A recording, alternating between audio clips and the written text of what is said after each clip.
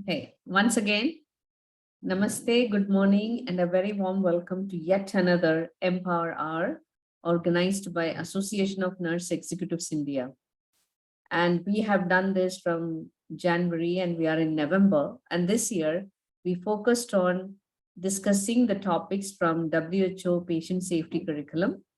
And today is the last topic to be discussed by Mr. Vinod Kumar, who is one of our Annie Patient Safety Fellow of 2021. Our association runs a fellowship program in collaboration with Patient Safety Movement Foundation, USA. So Vinod belongs to the first cohort. 2022, we have yet another, eight more fellows in the fellowship with us. And they are the 2021 fellows are the ones who have discussed the WHO patient safety curriculum. Because Association of Nurse Executives India is committed to patient safety, and we have committed ourselves towards zero harm, zero avoidable patient harm. There is so much that we can do, but then knowing the topic well is one of the most important criteria so that we can be safe around our patients. So that's why we invested this time, and we almost every month, last Saturday, 11 to 12, if not maybe a little week, 1 week here, there, we have been, committed to the timing, and we have done that. Coming 2023, we will be again continuing with the Empower Hour, and next year we are going to focus on learning from errors.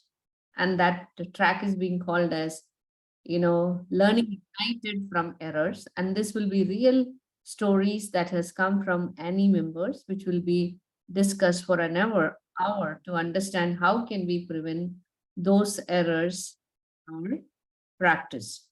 So let me just take you through a couple of, information slides, and then we can start. So today's topic is improving medication safety, one of the most important domain for nurses, and this is one of the most critical procedure that we will be doing as nurses. And I am not going to dive into that particular topic. I already introduced you to Mr. Vinod. Now, your information. We had our Annie officials elections, this year. This is just to show this is the national officials of our association from 2017 till 2022. We have Dr. Jyoti Clara Michael as Annie founder, and I'm the president. She's the vice president, Ms. Shubhada Sakurikar, Annie founder secretary, and Ms. Ajita, Annie's founder treasurer. 2023 for the next, what happened? Hello? Okay. Something, my slide just went off. I don't know what happened. Okay.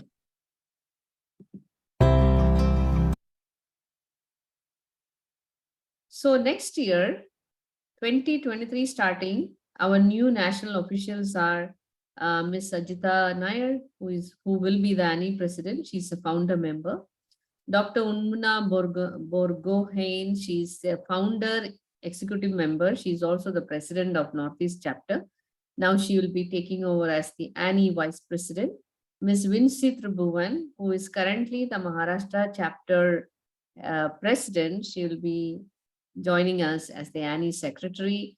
And Lieutenant Colonel Dr. Aji KL, she's currently the chapter head of Kerala, and she will be taking over as the Annie treasurer. This is just to ensure the information. And we are very happy. And the next event from Annie is going to be the general body meeting, which is only for Annie members on 10th of December, when we will be going virtual. We will be having the handing over ceremony, and the annual report along with the financial report will be presented to all the members. The members who are here, I hope you all registered for the event, and you will join us on 10th December at 3. And the next major event after that is happened is on 17th December. This is open to, and this is for all nurses and all nursing students. You will have an online quiz on the WHO patient safety curriculum based on all the topics that we have discussed. All the videos that are recorded from January is available on the Annie YouTube channel.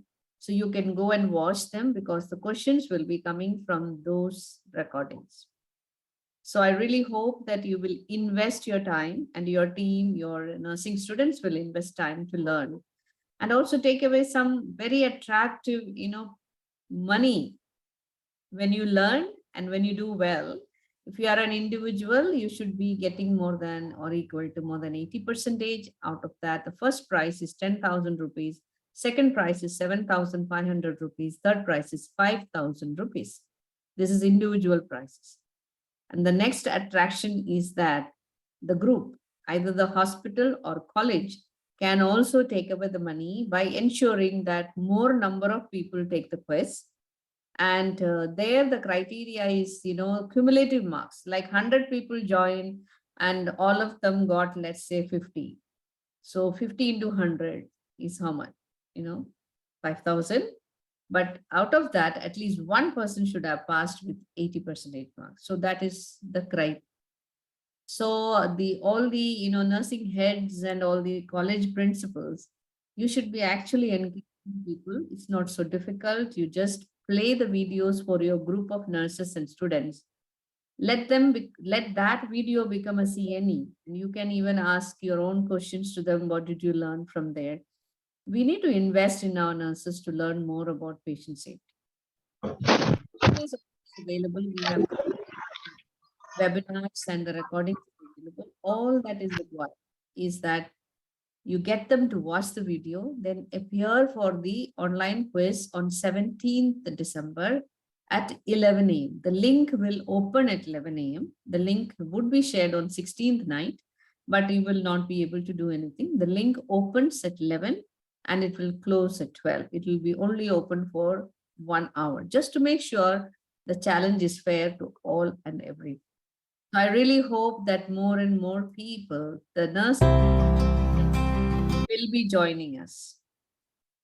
And we call out to all the nurses who are not yet our members that, please, and it's very easy, just go to our website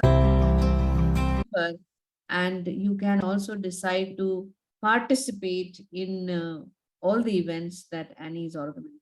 This is all the topics which are already decided for next year. The short form of learning ignited from errors is also called as live. So we look forward to the live sessions of Empower 23. And thank you to all the chapter heads who are going to handhold this next year. So with that, looking forward to 2023 and ending 2022 with an exciting mega quiz. Let's, step into our last session of Empower Hour discussing WHO patient safety curriculum. Gives me immense pleasure and pride to invite Mr. Vinod Kumar, who is I am telling Annie member, and he's also the Annie Patient Safety Fellow, and he's a patient and he's working with Molin K. I never get that pronunciation right. So Vinod, without any ado, warm welcome, and it is 11:14, so you have 1 hour to discuss through your topic. Can I invite you on the video and all over to you? Thank you, ma'am. Thank you so much for this introduction. Yeah, I'm working as an therapy sales specialist in advanced care in Monelli K Healthcare Private Limited, and also an Annie Patient Safety Fellow here.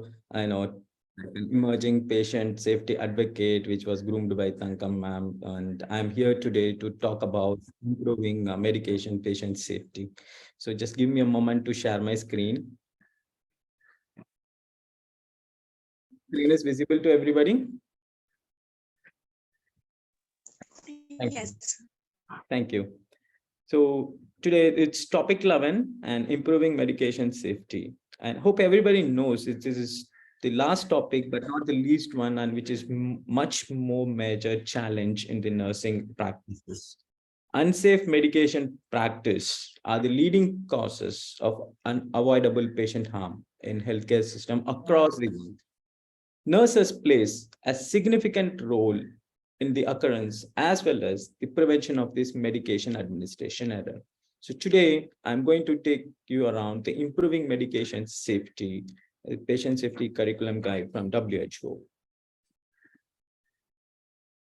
So today the key objectives, the focus on improving medication safety is all about why focus on medication safety, understanding key definitions on medication safety, and use of medication carries risk. Yes, it's a lot of medications.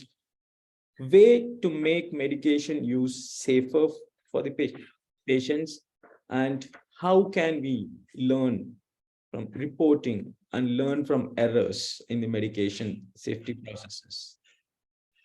Now moving into why focus on medication safety.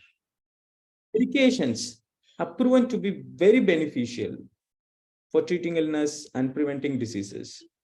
This success has resulted in dramatic increase in the use of medication.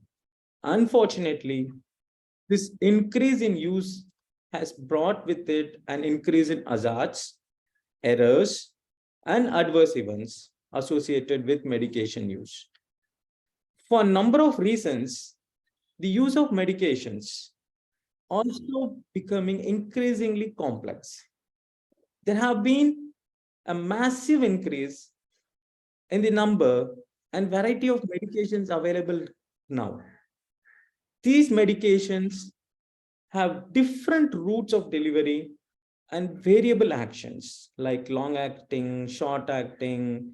Sometimes the same formula of particular medication is sold under different more than one trade names, and this can cause confusion for the audience.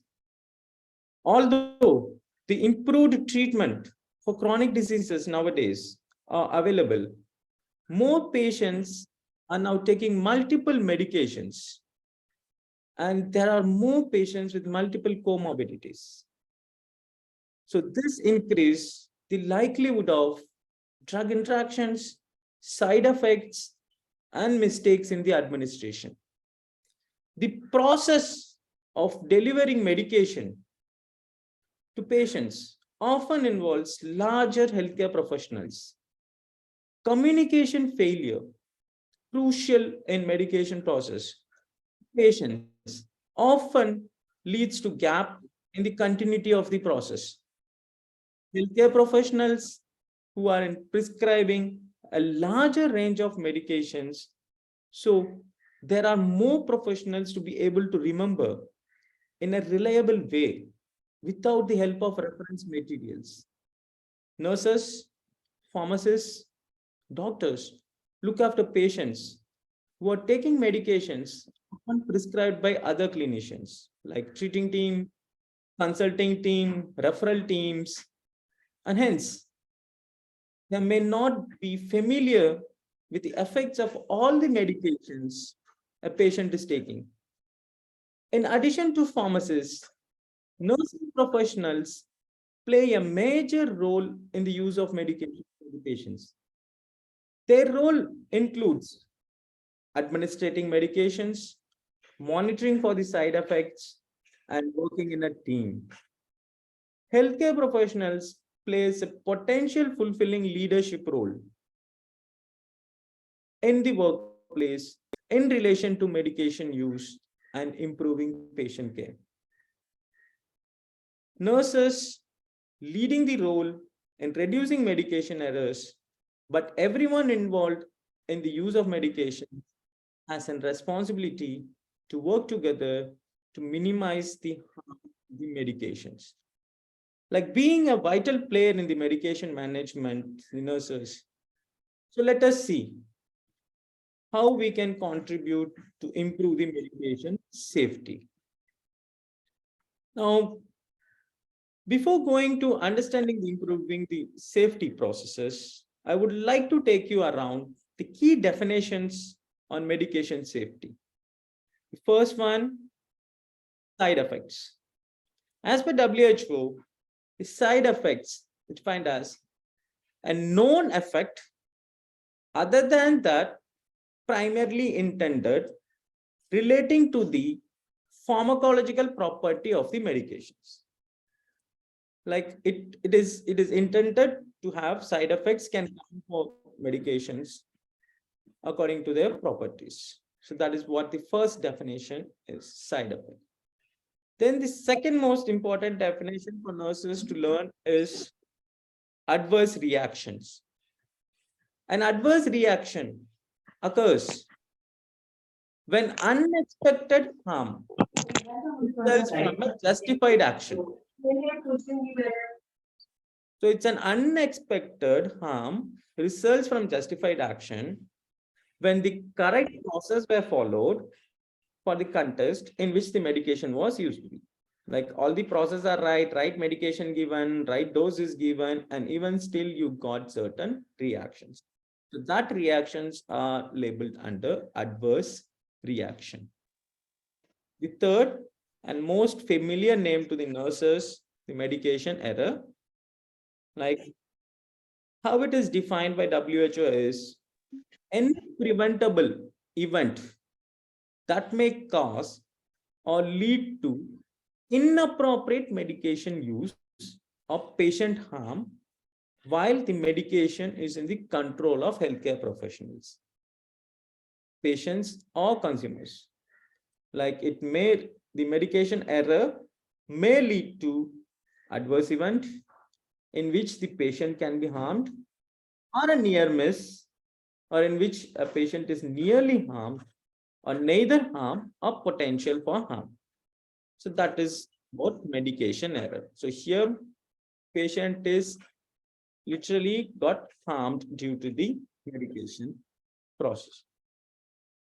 Next, the fourth definitions to learn is adverse event. So that is first definition which is seen is adverse reaction, and this is adverse event. An adverse event is defined as involving a medication, like an adverse drug event, which may be preventable, like example, the result of any error which is done, or may not be preventable, like an unexpected allergic reaction is happened in a patient while taking the medication, either for a first time or with multiple medications which has been administered. So that kind of events are labeled under adverse event. Now, adverse drug event is same like what I discussed. It's just if it is happened because of drug. The adverse event, if it is happened because of drug, it is called as adverse drug event. Now, last one is adverse drug reaction. So here, like any response to a medication that is nauseous and unintended, like the WHO defines the definition includes like injury that are judged to be caused by the drug and excluded injuries due to drug that are caused by errors. So this caused by errors and drug which is caused by the drug itself will be categorized under adverse drug reactions. So hope this 6 definitions explanation will help you in rightly identifying the patient's outcomes, like side effects, what is side effects, adverse, differentiating between the adverse drug event and adverse drug reactions, and side effects and adverse events. Moving forward, next one, steps in using medication in the hospital settings. So there are a number of discrete steps in using medications. Prescribing, dispensing, administrating, and monitoring. These are the main 4 steps which has been included in the WHO patients curriculum, and hope these are the 4 main crucial you can understand that these are the main 4 crucial steps in the medication process. So doctors, pharmacists, patients, and other healthcare professionals plays a major role in this process. For example, some patient may self-prescribe like over-the-counter medications and administer these medications on their own and self-monitor to see if they are being an any therapeutic effect, like insulin administration for an example.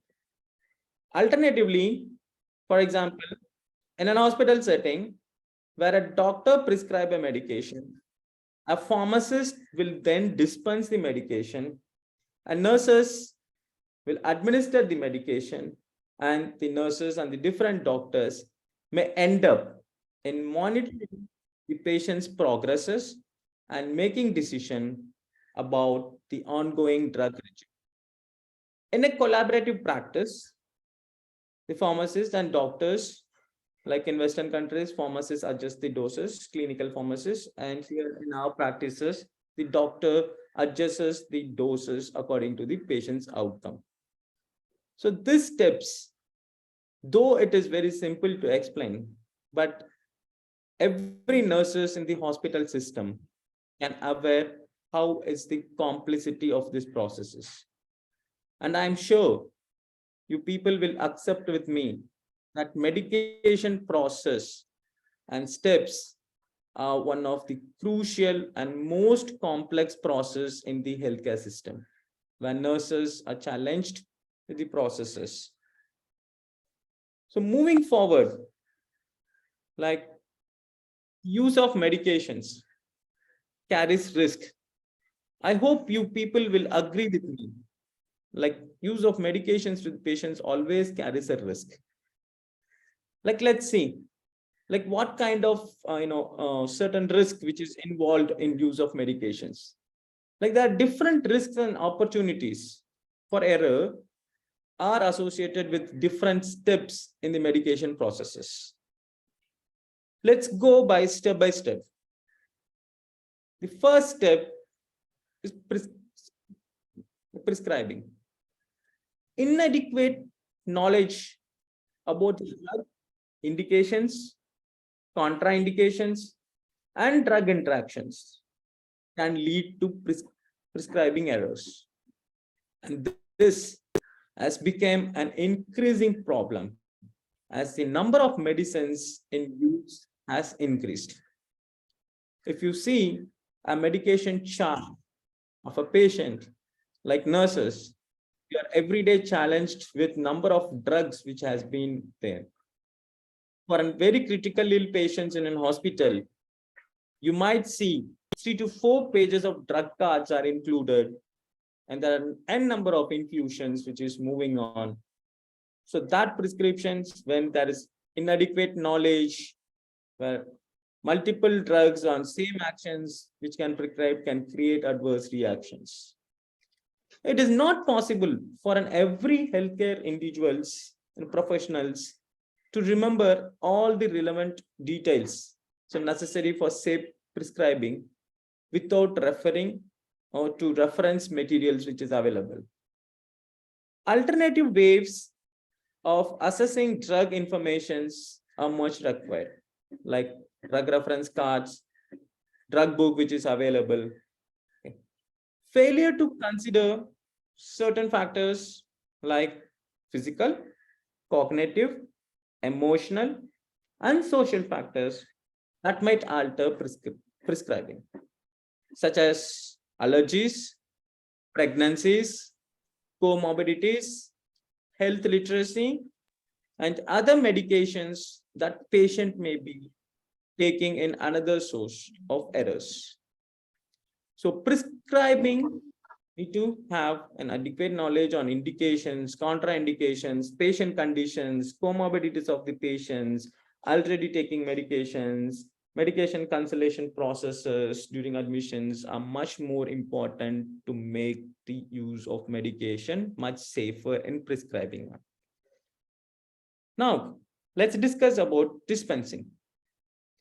As per 2007 study showed in the WHO, that higher pharmacy workload defined as number of prescriptions dispensed per pharmacist worker leads to increase of dispensing potentially unsafe medications. So unsafe medications has been, it is noticed in the result that workload of pharmacies is also include manpower, workloads, and intending timing and intending numbers of medications throughout the hour. It makes little risk in use of medications. So, and right example, like it's few people, when the pharmacist people are very much high in workloads, like in most times it happens, like the pharmacy GDAs who have inadequate knowledge on carrying out the medications or taking out from the cart has been involved in dispensing. So such critical things can happen, have a high potential risk in having medication errors in the hospitals. And now third, administrating. Classic administration error or the wrong dose of a drug being given to the wrong patients or by the wrong route or at the wrong time or the wrong drug being used. Not administering a prescribed drug is another form of administration error. These errors can result from inadequate communications, slips or laps, lack of procedures, lack of vigilance, and calculation errors, as well as suboptimal workplace and medication packing designs. In these cases, there is often a combination of contributing factors, like inadequate documentation can lead to administration error. Like most of the, like when a medication is prescribed, if it has been overwritten or the documentation is done only with the name, dose, not by the route, so which can also have a contributing factor for the medication errors and risks. Like there is an example, once if a medication is administered, but it has not been documented as given, like the nursing staff who administered the medication for his, but not documented due to a busy schedule or something else, etc., etc. Like the another member of the staff, like the team leader or the next shift staff who pitch in and seen that the medication was not signed, documented. So she thinks that the medication has missed and started giving another dose of medication for the patients, where the patients, the medication was given 2 times, which created the medication error for the patients. So such kind of errors are very common and frequent, as I've been into the clinical system, as head of educations of the group of hospitals. So I feel the common medication errors, like the nurses does, or this documentation error, due to documentation error, repeated dose has been administered to the patients, then wrong dose, wrong time. I would like to share one of my main experience, which always the tablet vocative, which is, created a lot of nightmares for me when I was working in education and quality. Like, the vocative drug, which is prescribed to make sure the patients, in awake mode for longer time. So it was administered, like it was prescribed for a patient, like tablet vocative 100 mg for a patient to make him awake. Like once what it happens, like pharmacy had only 20 mg of vocative tablet, and that too after a lot of discussions, the drug was prescribed at in the morning rounds by the doctor, and due to less follow up from the staffs and the TLs, the drug was intended little late, and the drug arrived to the nurses stations at around 6 p.m. And though the evening staff not given right concentration to the arrived drug. The night staff who taken the handover has seen that the morning drug which is need to be prescribed was not yet prescribed till now, and to save a colleague, she given the walk active drug 100 mg which is prescribed. She doesn't check the medication chart, so then 200 mg. So she given 200 mg tab walk active at night 8 p.m. after her handing over from the evening stuff. So now, keeping this scenario in medication risk, like first, the vacative drug, which is not to be administered at the night time, like the nurses should have checked the timing of the drug or either asked her seniors for that, or when the drug was prescribed, there is inadequate knowledge about the drug, whether this drug need to be given at morning time or night time. The action of the drug was not, aware by the nursing staff. So such kind of errors can occur. Like most importantly here, the dosage is also one of the major challenge here. Like calculation mistake has been done. Like most of the nurses do these calculation errors, especially for IV drugs, like drops per minute, drop per hour, and such kind of platforms are creating a lot of medication risks for the patients. So it is most important to know what kind of risk we have in the medication administration processes, so that we can have awareness on prevention on such kind of risks. Moving to the last part, like monitoring errors.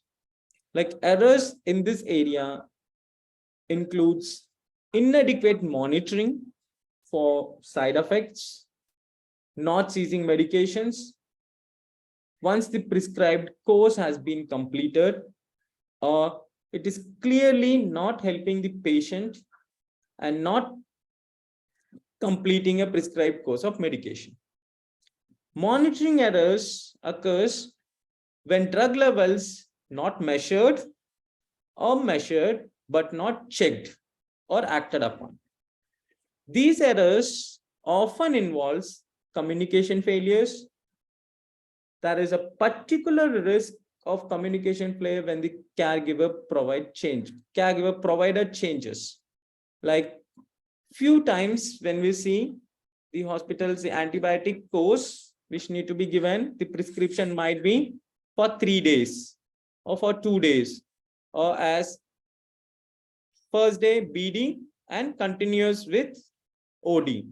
So this kind of prescriptions for the medications, like if the information is not passed rightly to the another person, like the prescriber is not even, the doctors who prescribe who not given the right, handing over to the nurses or educated the nurses on the dose which varying, or the nurses who knows and but during the handover she missed such things, can increase the dose.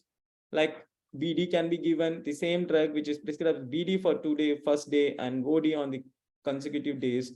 Like the error can have due to this mismatch of handing over knowledge, inadequate knowledge, and noticing the documentations. So such things can happen. And very frequently, hope you all will accept me, the pattern of writing in red color the days of antibiotics. Like hope that has also been carried over because to reduce the medication risks, like D1, D2, D3 in red pens, or making sure it is highlighted with different color when it is administered. There are different process which is going in different sitting hospitals. Like monitoring, like right dose, the right count of dose which is given for the patients. So such kind of medication risks are very evident in the medication processes. So now let's see what contributing factors for the medication errors. The most important adverse medication events are very frequently multifactorial in nature. Often there are combination of events that together results in patient harm. This is important to understand for a number of reasons. Why? It's like in trying to understand why the error is occurred, and it is important to look for all the contributing factors when we are doing an RCA for medication errors, like not only the nurses, and it should be a complete multi-dimensional RCA need to be done to have captured all the contributing factors rather than that the most obvious reason or the final step in the process. Like strategies to improve medication safety also need to target multiple points on the process. The first one, the patient factor. Certainly, patients are particularly vulnerable to medication errors. I would like to share one more information on this patient factor. Like one of the patients who was admitted in ICU, are very restless, has given antipsychotic drugs for rest sleeps, and patient is already taking this medication over the time, like very old, like 72 years old. So what the patient does, like whenever the nurses gives the medication, she used to keep it only in the tongue, under the tongue, and like a swallowing mimic, which she does like she has taken the medication, and take that out when unnoticed and keep it in a tissue paper cover. So 2 3 days she was doing this same, and I noticed it was she was just hiding it in a under the dress, so it was unnoticed by none of the healthcare professionals who's involved.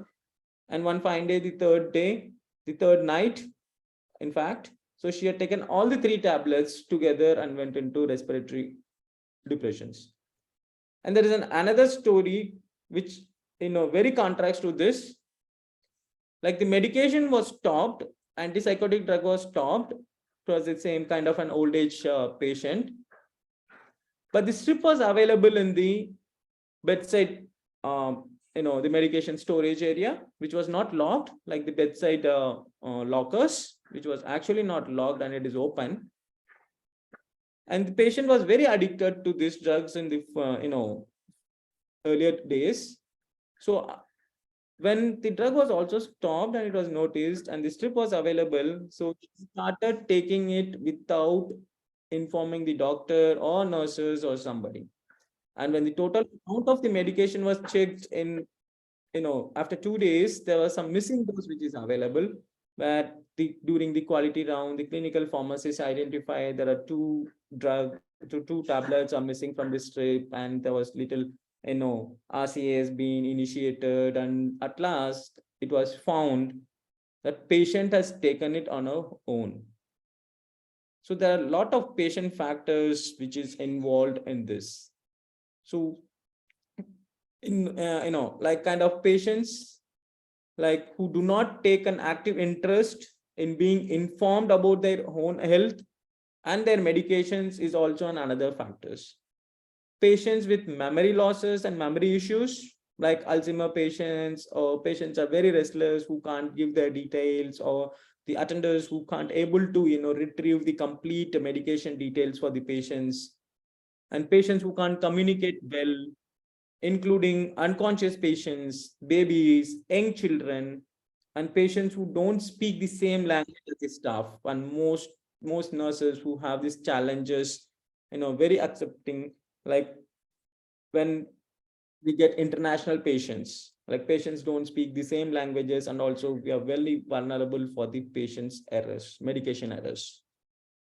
Now coming to the second factor, the staff factor. Like staff factor that increases the risk of medication error, including inexperienced personals, like new joinees, immediately to the medication, not ready as a patient ready nurse, but involved due to excess crunch in the numbers, giving medications, not knowing the actions rightly, not calling out for things which she don't know, not asking for help in such cases, rushing can immediately lead to medication errors. And one of my own experience, which I would like to share, the staff factors. Like one new staff was just joined, a fresher, as was planned for an induction in the next day, but was due to crunch in ICUs and increased bed, patient numbers. Like she was into the help for the ICU staffs, but she was not treated as an help. She was given a patient. Handing over is done. She was given a patient who is little critically ill, and who, you know, the patient who had potassium level very low on that day, and in morning rounds by the treating team was advised for an potassium infusion, but the person who don't know that the potassium need to be diluted and given in the infusion, it was only mentioned injection potassium 40 milliequivalent to be administered. So that one fine very sane nurse took 2 ampules of the potassium chloride, loaded in the syringe, asked how to give it to another senior nurse, but she was very busy with that and she couldn't give years for that. And like another, like after a few minutes of time, the doctor came and asked and acknowledged that whether the potassium is prepared and given. She said it's said to be administered. So doctor pushed her that please give it as soon as possible as the potassium level is very low. Then by ignored with the help, so she given peripherally all 40 milliequivalent drug. Fortunately, it was taken care by the critical care team, and patient doesn't have, and patient was luckily taken care on that. So such kind of staff factor errors are much important to taken care and to be addressed. Like being interrupted with multitask and being interrupted with mid task, like most of the time it happens only during the preparation process or during the medication administration process. Might few doctors comes in round or few attenders who pitch in during the medication process time and interrupt with few questions. Like mid task interruption is one of the most important contributing factor for staffs. On checking by different individuals can also lead to medication errors, as we discussed earlier, and poor teamwork on communications between colleagues and reluctant to use of memory aids like memory charter, cheat sheets for administration in the walls or in nearby the file for administering crucial drugs can also improve the fact medications. So coming to the next factor, the workplace design factor, which is also plays a vital role in contributing medication errors, like including the absence or safety culture in the workplace. This may be evident by lack of reporting system and failure to learn from the past or previous misses, near misses, or adverse events. Other workplace design factors, which includes the absence of readily available memory aids like cheat sheets for the drugs, dilution charts for the drugs, and information on specific medications. Then poor or non-access to diagnostic data for the pharmacy team, and inappropriate storage of medications, especially in the storage area, which is very compact in few of the pharmacies, like different drugs with confusing with similar names like Lassa drugs are kept near to one another, or medication not stored in easy to use forms or not stored in their usual places. Inadequate staffing and another workplace design issue that can lead to increased medication errors. Medication design factor. Now coming to the next, medication design. What is this medication design factor? Like certain medication design factor also increases the risk of medication errors.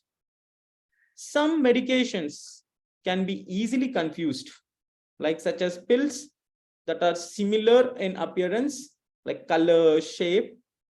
Medications with similar names can be easily confused. Unfortunately, there are many medications with different suffixes in use. to imply the similar properties such as extended release, slow release like XL, R, SA, XT, LA. So such kind of medication design factors also contributes majorly to medication errors. Now, other technical factors which involves for medication contributing factors for medication errors are like identical connectors, like few people like epidural connection, IV line connection, parental line connections. So they might mismatch if it is very identical IV lines and intrathecal lines. So which may allow for drugs to be given in the wrong route. So this are 5 factors which WHO insist as the contributing factors for medication errors. As we now seen the most of the contributing factors for the medication error, now we are moving into how safe a medication use can be. So now let us discuss some ways to make medication use safer. First one, use of generic name. Medications have both trade names and generic names, like brand name and active ingredients. The same drug formulation can be produced by different companies and give several different trade names. Usually, the trade name appears in larger letter on the box and the generic name appears in the smaller print. Very difficult enough to familiarize oneself with all the generic medications in use. So it can be almost impossible to remember all the related trade names. So to minimize confusion and simplify communication, it is helpful if staff use only generic names.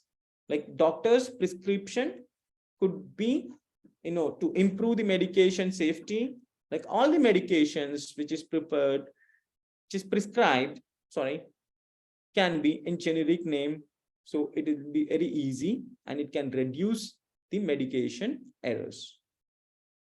Second, learn and practice complete medication list, which includes the name, dose, route, frequency, and duration of every drug that the patient is taking.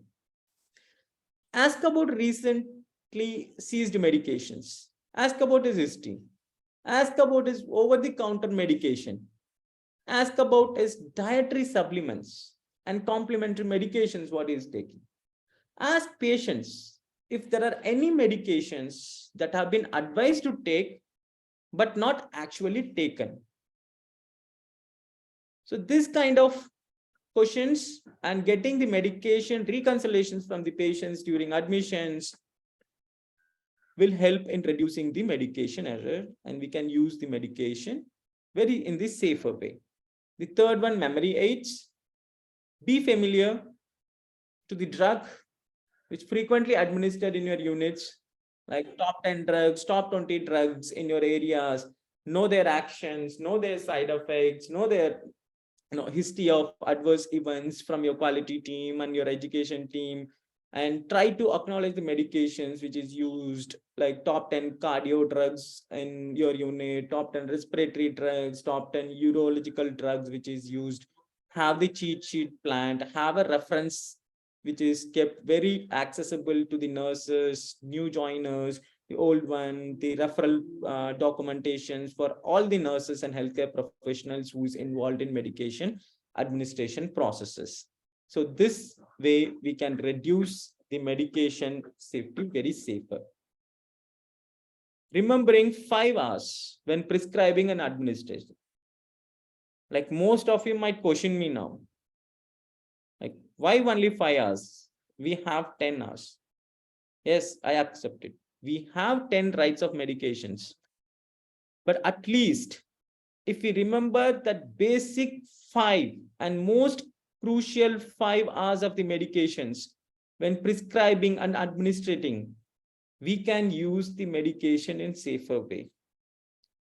It's very easy to remember all the 10, when I was an educator in a system, in a hospital system, There will be a lot of rapid round questions and educations will be going on in the medication administration. And you people know how the in-service classes moves in with, particular topic, specific topic, and the training needs things.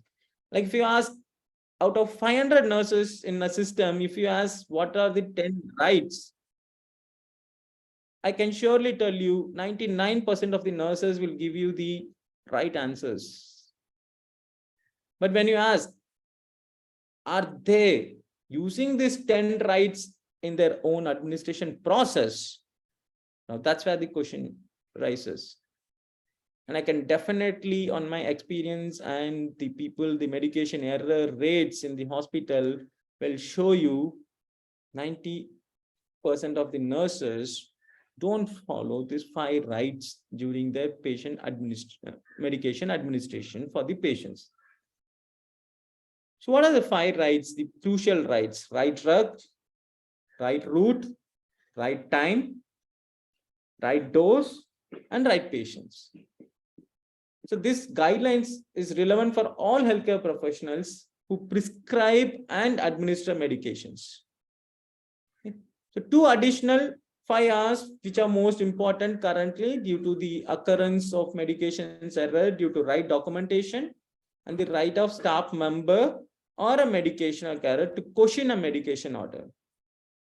In India, we have very less empowered nurses who can question the medication orders in the system, but it is also a most important point to take in care, like take the privilege of the medications, nurses to be privileged for medication administration, nurses to be empowered to have questioned the medication orders. Nurses need to align with their protocols and their processes while checking the medications, at least use the 5 R's, which is the right patients, right dose, right route, right time. That's need to be taken care to reduce medication errors and use medication in a safer way. Moving next is communicate clearly. It is most important to remember that safe use of medication is a team activity and that the patient is also a member of a team. Like my previous experience sharing, I told the antipsychotic drugs with the patients are taken on their own, hidden. So such kind of things like should not happen, and that reaches the safer use. So you need to involve patient is also a member of your team, like keeping the patient as a partner, patient engagement, for clearly communicate with all the team members. And these clear communications will help to minimize assumptions regarding the drug, which can lead to the errors. So that's where the communication plays a very crucial role in improving the medication safety. Now, develop checking habits. It's more important for a nurse to practice checking habits during the administration process. So the checking should be an important part of prescribing, like even it is done for the prescribing, dispensing, and administrating drugs, like double check at every point of medication process. And you are sole responsible for every prescription you write, like doctors very solely responsible for every prescriptions that they write, every drug they dispense, and every drug you administer. Now check the 5R and for allergies at all times. High risk medications which are used and situations requires extra vigilance, especially in high risk things, with checking and double checking. Double checking, yes, it's a process for high risk run, but I'll tell you one incident where I was in a round and during an peak administration time. So there was a drug which is prescribed, high risk drug was prescribed in the area. Then the nurses got the chart, administered the medications, everything is done, and brought the chart to the TL or the senior nurse and said, Didi, मैंने ये drug दे दिया, ठीक है, ये high risk drug है, please आप इधर counter check कर लेना। और तो क्लिनिकल फार्मेसिस्ट अभी थोड़ी देर में आएंगे और मेरे को बताएंगे काउंट डबल चेक नहीं किया ऐसे।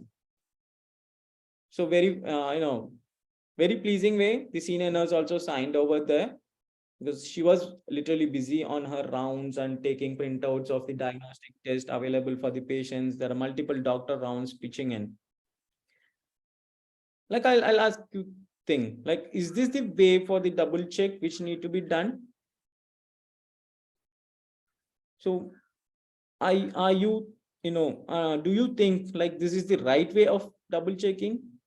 Or do we think we give an kind of a right workplace culture that the senior can check all the high risk environment without burdening their work schedule? So there are few things which is coming in, like checking habits. So you need to develop a positive culture, positive checking habit. If the drug need to be given as an double checking, please make sure from the procurement of the drug, from it is kept in a locker, when high risk drugs actually need to be kept in a single lockers. So make sure from the procurement from the locker itself you use the second person for verification.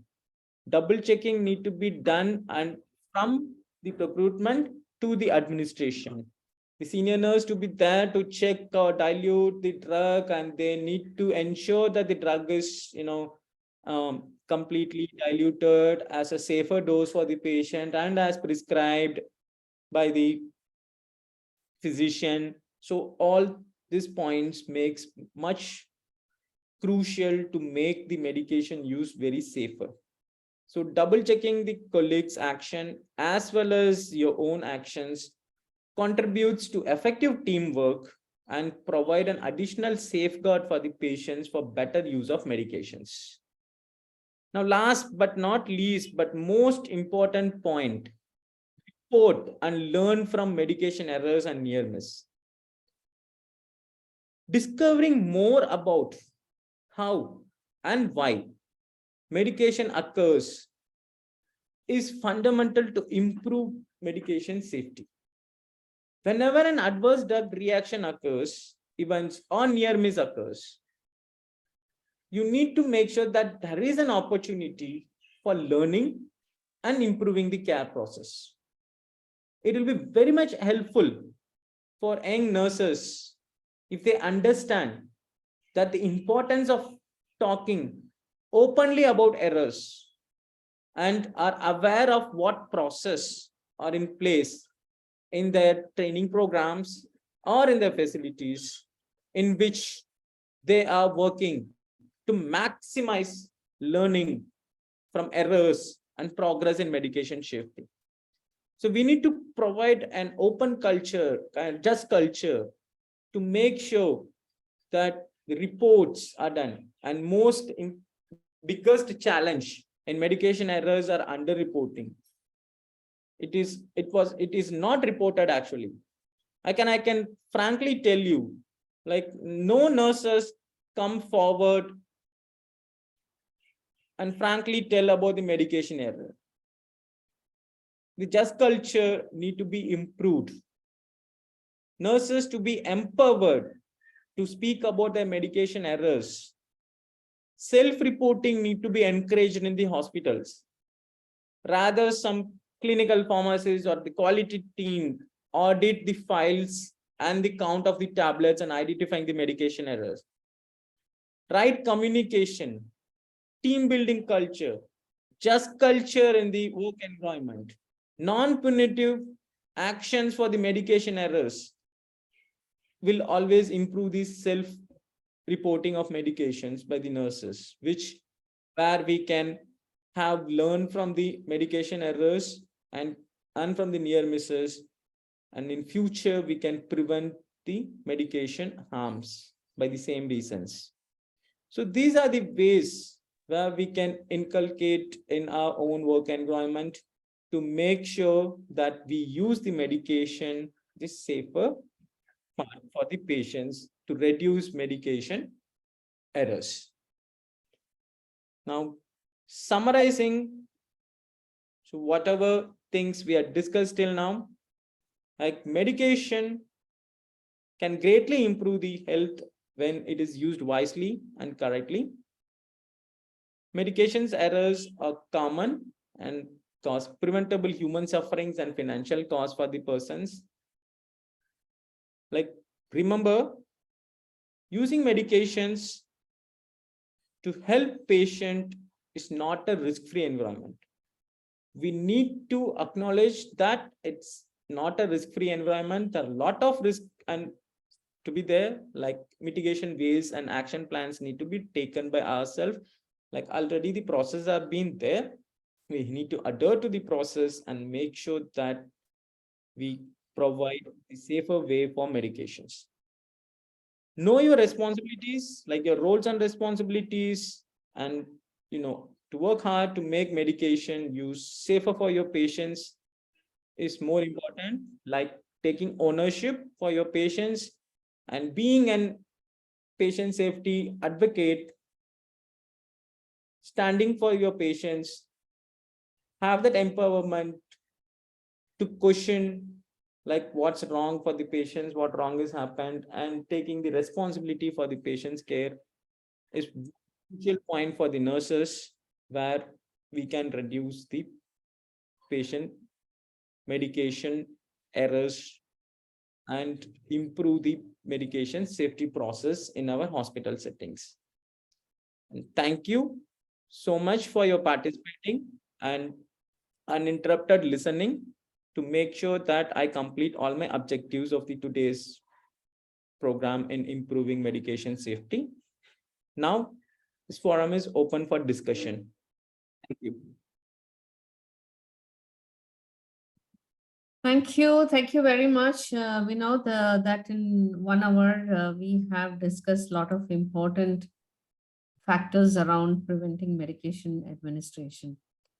Taking two from all that you discussed for 1 hour, well, they all are going to look at the video again very closely because we are going to have quiz from this topic as well.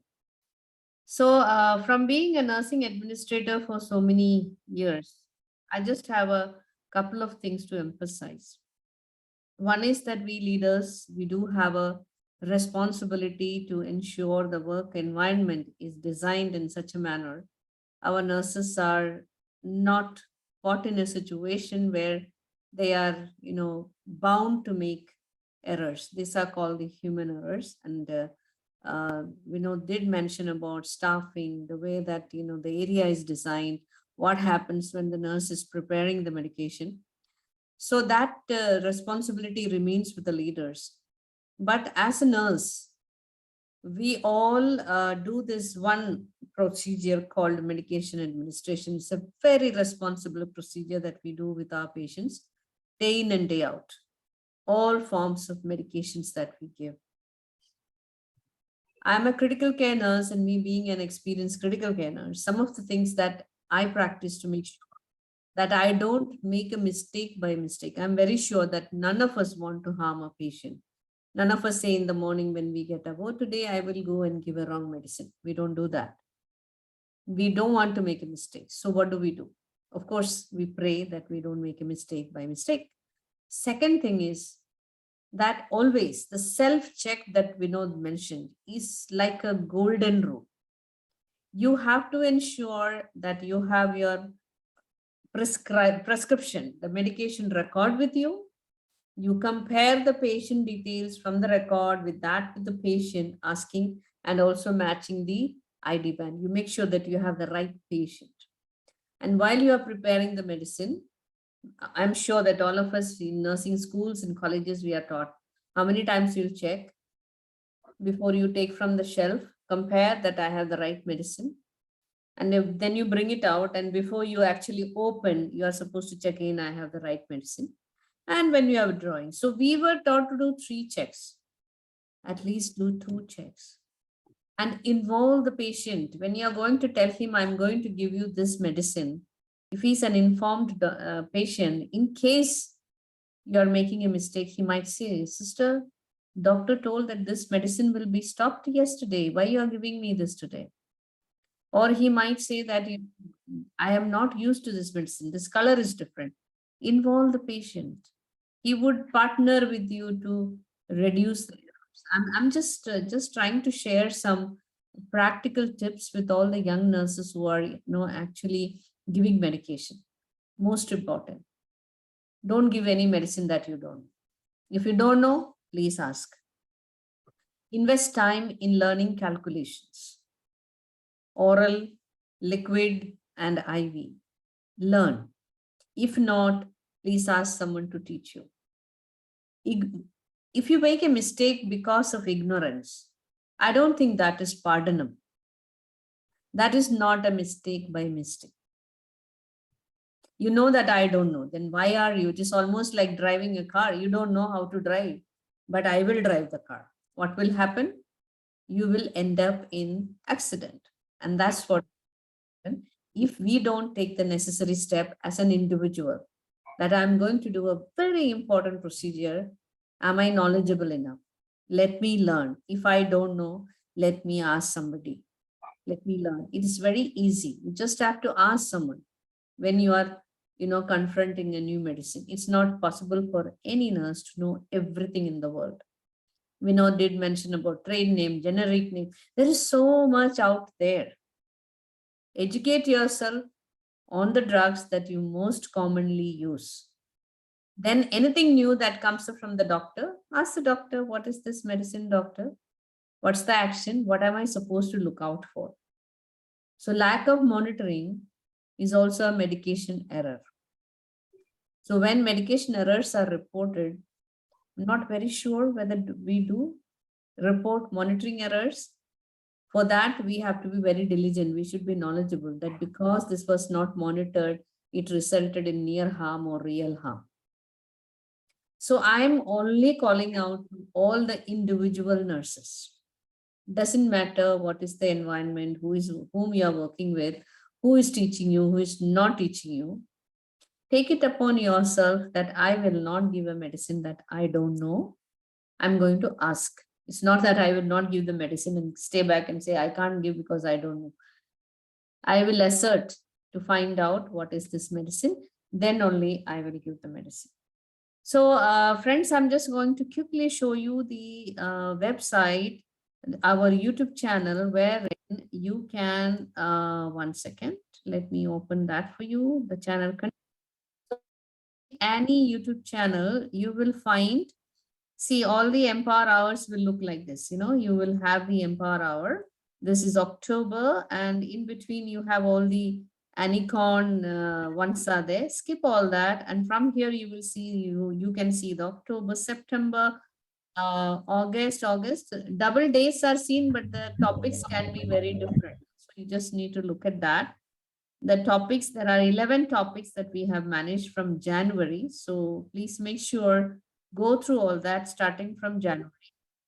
So go through all the videos, and from all these videos, the questions will be, published from there only on December 17th at 11 a.m. So please remember. And for this 2022, this is our last Empower Hour webinar. So the next act, the quiz itself, which is going to happen on December 17th. Thank you for your very diligent topic. This topic can be discussed for 3-4 hours. Just to announce once again to all our national officials from 2017 to 2022 are these ladies who are shown in front of you. Dr. Jyoti Clara, who was Annie, founder, vice president, Ms. Shubhada Annie, founder, secretary, Ms. Ajita Nair, Annie, founder, treasurer, and me, Thankam Games, I'm the Annie, founder, president. And our next national officials from 2023 to 2025, Ms. Sajita is the next Annie president. Dr. Unmuna Borgohain is the next Annie vice president. Ms. Vinci next Annie secretary. Lieutenant Colonel Dr. Ajike is the next Annie treasurer. The handing over ceremony will be happening on 10th December when we have the annual general body meeting. This is only for Annie members. when we present our annual report along with the annual financial report, the official handover will be happening. And starting 2023, taking over the reins of the association. Now, one major event that is left to happen on 17th of December, when we have an online quiz for nurses and nursing students at 11 a.m. on 17th December. We will share the link on 16th night, but however, the link will only 11 a.m. and it will close at 12 p.m. During that time, all nurses and all nursing students are free to take the test, and the individual prizes, first prize is 10,000, second prize 7,500, third prize is 5,000. The winners need to get equal to or more than 80% to be eligible for winning this money. So it is really requested to all of you to spread the message that go watch the video, because the questions are going to come from those videos. The 11 videos that we have put out from January onwards, starting with what is patient safety and the subsequent topics. And the same thing, while you attend, there is one group hospital or a college, they will get prize provided the cumulative marks are the highest, first or second. But to be eligible for the group prize, at least one of your student or a nurse must have passed the test also.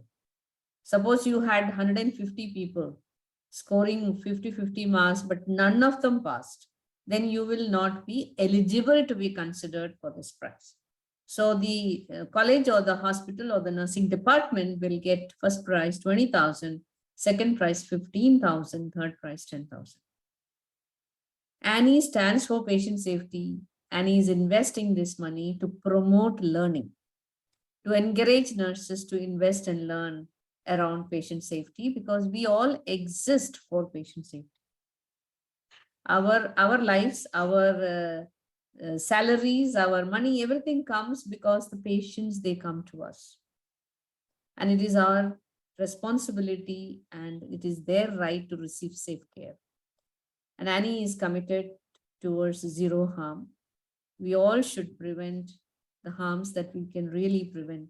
And that's why we invested one whole year understanding the WHO patient safety curriculum around patient safety. So I really hope that all of you will prepare and come and join us for this mega quiz on 17th of December. So shout out to all those who are not yet our members. Join us and let us make our collective voice stronger. And that is the need of. As we educate ourselves, we will become more visible, we'll become more heard, and more people joining us give us the voice to be heard better. And you can also contribute back to your profession by joining various committees, various activities. We will help you. You have a talent, we will showcase that for you. With that shout out, thank you so much, everyone. And I will stop the recording. And now we will be seeing you for Empower Hour right in January, when it's going to be Happy New Year.